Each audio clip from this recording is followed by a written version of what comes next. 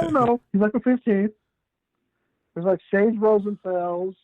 There's David Carr. Okay. There's, I always forget who the third person was. Shit, was Jackson one of the Texans at one point?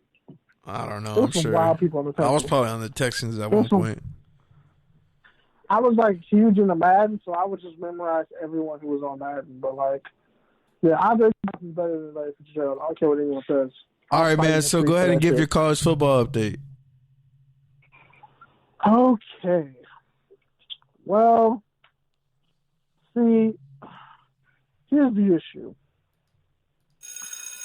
Shout out to the state of Louisiana. They had a Baton Rouge makeshift pro day.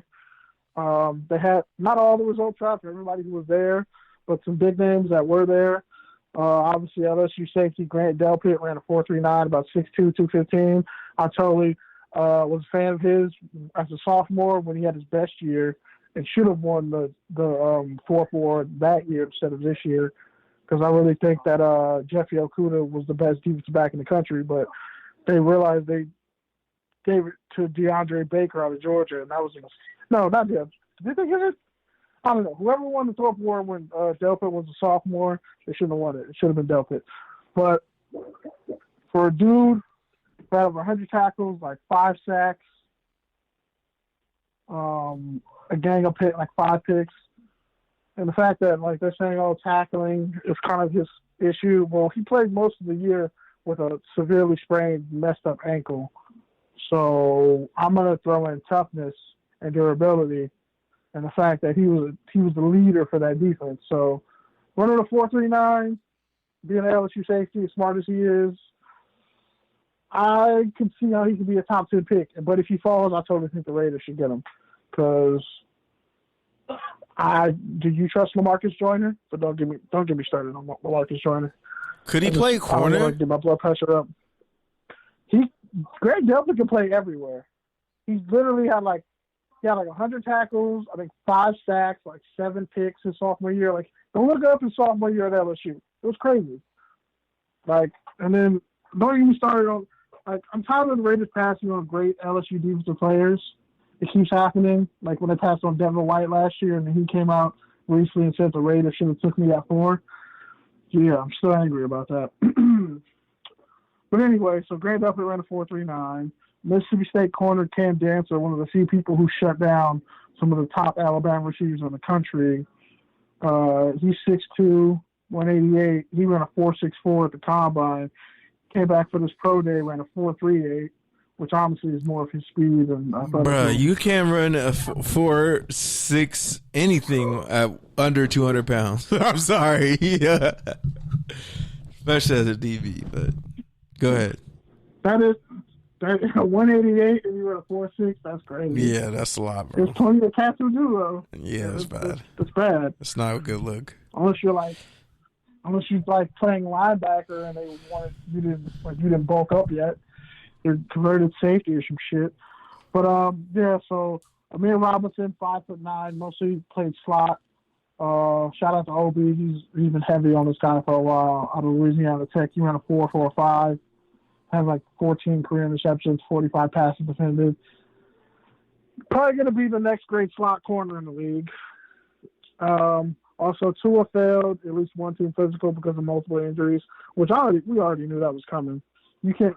He says he's fully healed, but you're only fully healed like once you get hit, and then you know. I read that too, but I also read that he's closer to Burrow than a lot of like media is speculating, in that, you know, he really could be the third pick. The Lions already interviewed him, so I don't know what the fuck to believe about Tua, honestly. The Lions could trade down. Honestly, Burrow, I think, is the only person set in stone, but I think you didn't see him throw. You only look at his college film, and it's like, okay, are the Bengals sold on him? Because if they're not sold on him, then this opens up the whole draft. What if they go for Herbert? Herbert looks like the cleanest prospect in terms of he's not injured, he's a great athlete. Oregon purposely didn't let him run and, like, do a bunch of stuff because they didn't have a backup quarterback, and if he got hurt, it would have been over for them. So he didn't get to do a lot of stuff. And I think his best football is ahead of him. So if you look at a team like the Dolphins, they can wait. They're like, we're going to get one of these guys at 5. We're getting, like, 4 quarterbacks aren't going 1, 2, 3, 4. You know what I mean? So they're going to get 1 QB. So the Dolphins. Well, the other wild card is the Chargers at 6, right? It's like Chargers at 7. At 7, so you got to get ahead of them. Honestly, assuming the Chargers, if they don't take a QB this year, I think they're okay. Because if, let's say, Isaiah Simmons falls to them, do I need to finish that sentence? If Isaiah Simmons falls to the Chargers, do I need to finish that sentence? Again, man, I'm talking way too many Chargers today. I'm talking too much Chargers, but realistically, I know Tyrod Taylor doesn't want people to sleep on him, and I know he's doing vegan mac and cheese on TikTok and shit, but... And then Cam, fam, we don't TikTok too much to know this. But... We're going to have a talk off there. But... You think I'm bad from TikTok? Nah, I don't even be on it like that, but I should be. There's a lot of money being made on there right now. But yeah, I just think Tyrod Taylor, I'm not sold that he's anything more than an 8-8 quarterback. That's fine. He could be he could be a bridge QB. That's fine. Him or Cam. But are you really going to risk it all on a QB when Isaiah Simmons is right there? The way I look at it is this, right? And if Tyrod Taylor, takes me to 8-8 and 9-7, I'm in the middle of draft again, like I was with Phillip Rivers. So I couldn't take his replacement, even though they passed on Lamar Jackson. But yeah, anyways, the point is, if I'm the Chargers and, I have all this talent on defense that's, about to enter its prime or is in its prime, you need to get a quarterback and start developing ASAP. You need to, because, that team was built to extend Phillip Rivers' window, and it did to an extent. But now the rest of the team's window is here, and they don't have a quarterback to guide them through that. And I don't know, even if it's Tyrod Taylor for this year or even next year, in 3 years, I would doubt it. So you got to get someone who's going to be there in 3 years when these guys are all on their second contracts. That's what I look at, and that's why I think they should take a quarterback. Whether or not they do, I think they should, especially if Tua or Herbert is there. If they pass on them, then it's like, okay, Chargers, you can't help yourself. There's nothing we could do to help you. But again, defense wins championships, and I think the AFC is going to be much closer this year. I think Kansas City is going to run away. But Mahomes is the deciding factor. So if they let a bunch of guys go, I mean, that's pretty much what it was, right? The Chiefs ran away and the Ravens broke out. That's probably what it will be again this year. It'll either be I think the Ravens will kind of move more to the pack. They'll still be really good, but they'll be closer. And I think there'll be another surprise team that kind of hops in and takes their place as the new darling. But look at how the Niners were built, right? Great defense, a good enough offense. So functional offense with a good offensive coordinator. All you need is you already have the pieces on offense. The Chargers should just load up on defense. Honestly, if I'm there, but that's why that's exactly why I would get a quarterback now, because you do have those pieces on offense, and Trevor Lawrence is coming out next year. You got to do it. But that's what I'm saying is if you have Tyrod and you go 8-8, you ain't getting Trevor Lawrence. Didn't the Falcons trade their whole draft to get the number 6 overall pick? You can trade up to get the first overall pick. If all you need is a quarterback, you can trade up to get the first. That's fair. But yeah, finish your college update. I don't know how we ended up on a tangent about the future of the Chargers. Either of us cares. Because we don't. But if you're gonna be honest, quarterbacks are great draft equity. It's bro, I've been banging the table for the Chargers for 3 seasons now, and I'm getting tired of it. I feel like we should just become Chargers commentators, because honestly, at this point, we know more about how to fix their team. Never mind. Let me get back to it. So yeah, Mike Gundy said some really stupid shit. Oh my God. I think I sent you the link. You can play the audio. if you want. I don't have the rundown But he open. pretty. Okay. Like it's on my phone. It's not on my computer. Okay. That's fine. So pretty much, I'll quote a tweet. He said, Jacob Unruh, he talked to him. He said, Oklahoma State coach Mike Gundy said his goal is May 1st to start testing employees who come in this building and then the players for coronavirus. He wants to have a plan to go back to work. And pretty much that, the players need to get back so they can come in and start creating revenue and getting revenue for the state of Oklahoma. And everybody tore his ass a new one because that's the most slave master shit I've heard. And, of course, it would come from Mike Gundy, the same guy who said, I'm a man, I'm 40. Quiet as kept, there's a story that came out about Bobby Reed, that quarterback that he was so-called defending, and how he pretty much ruined that kid's life. But we don't talk about that, how much of a piece of shit Mike Gundy is. And there's a reason why he still has that mullet.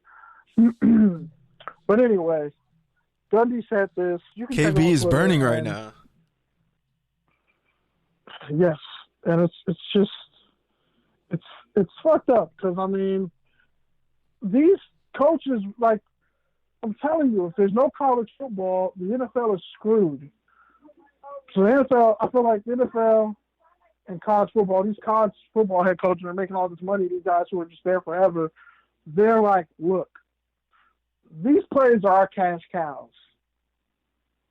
Like, that's what I said. How can you even have high school? I'm going to talk to some high school coaches in the next upcoming weeks because they finally started like a virtual thing for their players now that spring break's back, and coaches are actually like talking to their players online, which would be interesting. So that's coming up in the next couple of weeks, so look forward to that. But when I hear him say shit like this, that they're the revenue for the state of Oklahoma, and then you can't tell me why they can't be paid. And then there's another tweet that I saw that perfectly summarized the situation. Neil W. Blackman at NW Blackman. Mike Gundy, don't come at me. Don't come at my kids. Come at me. I'm a man. I'm 40. Also, Mike Gundy, we need these 18 to 22-year-olds to fight COVID-19 and play a sport because our state needs all the money from their unpaid labor. So this is the exact quote. I found it. The NCAA, the presidents of universities, the Power 5 conference commissioners, the athletic directors need to go to a meeting right now and we need to start coming up with answers. The Oklahoma State head coach said inside a near hour-long teleconference that included a 20-minute monologue to start off. In my opinion, we need to bring our players back. They are 18, 19, 21, 20, 21, and 22 years old, and they're healthy, and they have the ability to fight this virus off. If that is true, then we sequester them and continue because we need to run money through the state of Oklahoma. Now, I ask you, how many slave movies have you heard somebody say some shit like that? That's the most. How can you be a parent, hear this man say that, and there are young people who are dying from the virus, and he's out here saying their immune systems can handle it, knowing we still don't even know all the long-term effects of COVID-19. And I mean, I think there's a lot to it in terms of like the flyover states. Sorry, Sooners, but yeah, I think Oklahoma's a flyover state. There's not a lot of black people there. What I'm just saying is I think they're late or new to it, or like just taking it to the next level of like seriousness that we all started taking it like a month ago. So I think they're where we're a month ago in terms of like not knowing what it is. But, obviously, like you said, it's not the best way to communicate. That's not the hill to die on. Like, it's not a good look, especially when you're making millions of dollars off free labor. But yeah, I mean, I agree with you. I agree with you to an extent, but I also think that there's something there in terms of like, at some point, like, it's probably just going to come down to that. Like, it's probably going to come down to a point to where we just say, fuck it, as a society. And just say, you know what? Our sports are more important to us than the fear of this disease, because the reality is, and